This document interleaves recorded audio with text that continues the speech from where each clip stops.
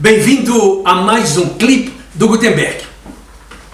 Na última semana, eu estava conduzindo uma sessão de coaching executivo para uma diretora de uma organização global e ela me disse: Gutenberg, eu tenho uma grande notícia para lhe dar e eu estou muito feliz com esta notícia. E eu disse: qual é a notícia? Ela disse: Gutenberg, eu vou incorporar a minha posição uma equipe de 35 profissionais em adição à minha equipe, que tem um grupo de aproximadamente 5 ou 6 pessoas. Eu a parabenizei e ela então disse: Gutenberg, como você sabe já a minha história, eu não tenho essa experiência ao liderar grandes equipes, mas vou fazer de tudo para ser bem-sucedida.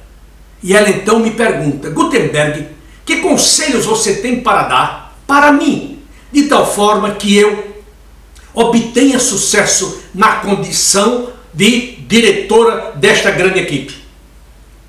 Eu pensei um pouco, refleti sobre a sua pergunta e lhe disse: eis aqui algumas coisas que você pode fazer. Naturalmente que estas coisas podem ser observadas por você no seu dia a dia, se você lidera grandes equipes. Primeira coisa, conheça em profundidade cada colaborador, cada subordinado.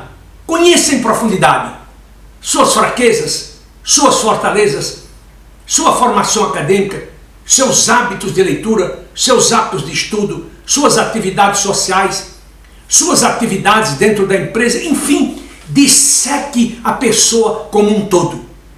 Se ele é casado, se tem filhos, porque tudo isso vai facilitar a sua maneira de gerenciar a sua equipe. Quanto mais informação você tiver dele ou dela, melhor para você. 2. Faça com que cada subordinado se sinta verdadeiramente importante e participe de sua equipe.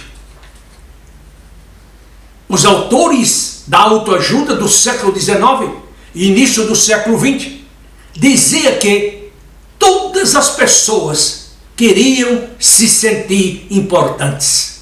Portanto, nunca se esqueça disso. O seu funcionário quer ser considerado a pessoa mais valiosa do seu departamento. 3. Seja um profissional firme, direto, objetivo, mas seja humano. Não perca a sua humanidade porque você assume mais poder em sua organização. Porque o poder pode traí-lo, o poder pode corrompê-lo e destruir a sua carreira. E como você sabe, temos visto tantos executivos descarrilharem porque não souberam usar o poder. E não confunda poder com autoridade. A autoridade, ela flui do seu caráter moral, do seu caráter ético. O poder do cargo que você tem. Portanto, preste muita atenção a essa questão. 4. Projete confiança, credibilidade, ou como diz o americano, trust, e profissionalismo. Seja profissional e aprenda a distinguir entre o profissional e o pessoal. 5. Delegue trabalho desafiadores.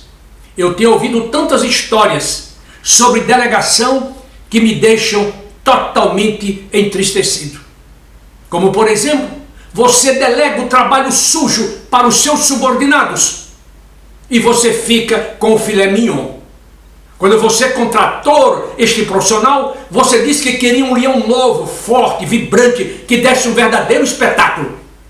Mas logo que ele chegou ao seu departamento, você começou a tratá-lo como se ele fosse um macaco, dando-lhe apenas as bananas ou as cascas de banana. Nunca faça isso como um gestor.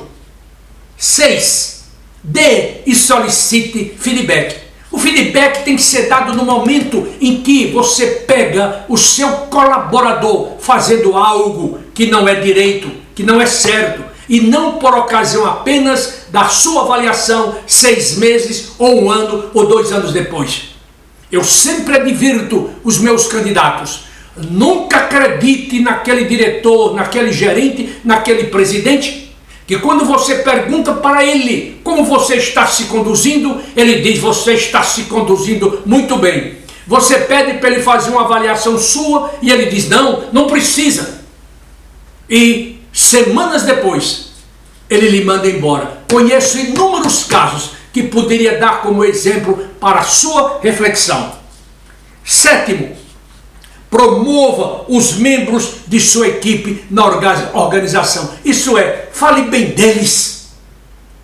Exponha-os à alta diretoria.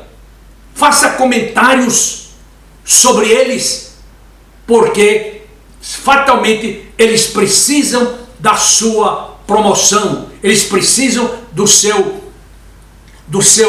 da sua orientação, etc.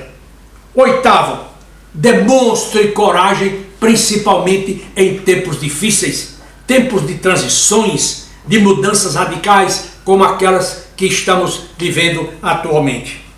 9, treine e desenvolva seus subordinados, mas não esqueça de promovê-los também.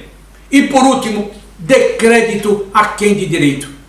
Eu conheço muitos gestores que querem ganhar toda a fama, todo o crédito. Muitas vezes até eles usam do expediente de apresentar o trabalho do subordinado como se fosse dele. Eu me lembro que recentemente eu estava aconselhando um executivo com 50 anos de idade e ele me dizia que preparou uma apresentação fabulosa e colocou embaixo o nome dele. E o seu vice-presidente foi fazer aquela apresentação e estava falando como se fosse ele mesmo. E aí o presidente interrompeu e disse: espera um pouco, esta apresentação foi feita por você ou por fulano de tal que aparece aí no rodapé da sua apresentação? Ele disse: não, foi feita por ele. E o presidente perguntou: mas por que você não começou dando crédito ao seu subordinado? Viva a este presidente! Palmas para ele! Cumprimente-o pelo seu valor pessoal. Estes pontos são fundamentais se você quiser, se você deseja obter credibilidade junto aos seus subordinados, junto aos seus liderados. E esqueça que hoje nós estamos vivendo na era em que os gestores têm de ser líderes de pessoas, inspiradores, transformadores, servidores, etc, etc. Eu agora quero chamar a sua atenção para o fato de que, se você está nos vendo pela primeira vez, que a Gutenberg é uma empresa especializada nas áreas de outplacement, coaching executivo, planejamento de carreira e pré-planejamento de aposentadoria. E se você ou a sua organização tiver a necessidade de contratar uma empresa com credibilidade, com ética, com profissionalismo e com a história de sucesso, contate a Gutenberg Consultores. Ou então me mande um e-mail, macedo@gutenberg.com.br, e eu terei o maior prazer em atendê-lo, ou qualquer outro profissional da minha organização. Quero lembrar que eu publiquei 3 livros. Primeiro, Vulnerabilidades de um Profissional. O segundo, Jovens Promissores Hoje, Profissionais de Sucesso Amanhã. E um terceiro, que vou lançar agora no dia 10 de junho, e você será notificado, com o título Cartas de um Coach Executivo. Esse livro é lindíssimo e você vai precisar lê-lo.